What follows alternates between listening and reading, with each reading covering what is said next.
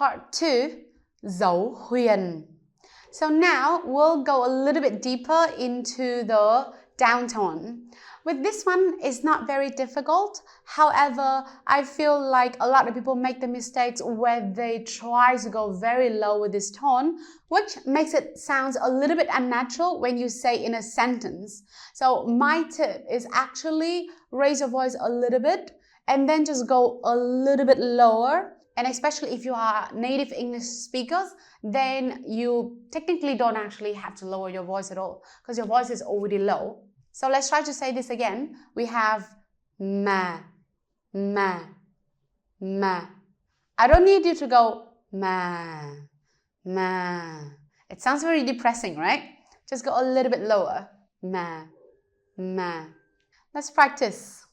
We have the first word. Can you read it? It is bàn, bàn. Second one, làm, làm. Next one, nàng, nàng. Next one, là, là. Next, từng, từng. Next, hùng, hùng. And the last one, cười, cười. So you can see with the down tone, regardless how many letters there are in a word, the sounds needs to be long. So as you can see this word, we have làm, là. The length of the sound is the same. It's just that you have to produce different letters. Okay? The last exercise for practicing this, we're going to try to say a sentence that contains only the down tone. So the sentence is bà Hùng làm gà. Bà Hùng làm gà. The sentence means the grandma of Hùng is making chicken.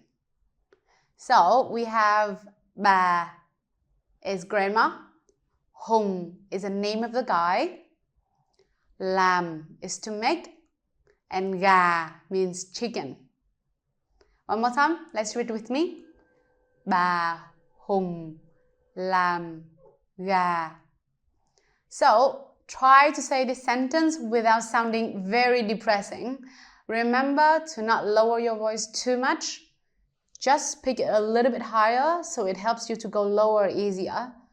Bà Hùng làm gà. That's it. Thank you for listening. I hope you had a good time. I'll see you in the next lesson. Cảm ơn. Hẹn gặp lại.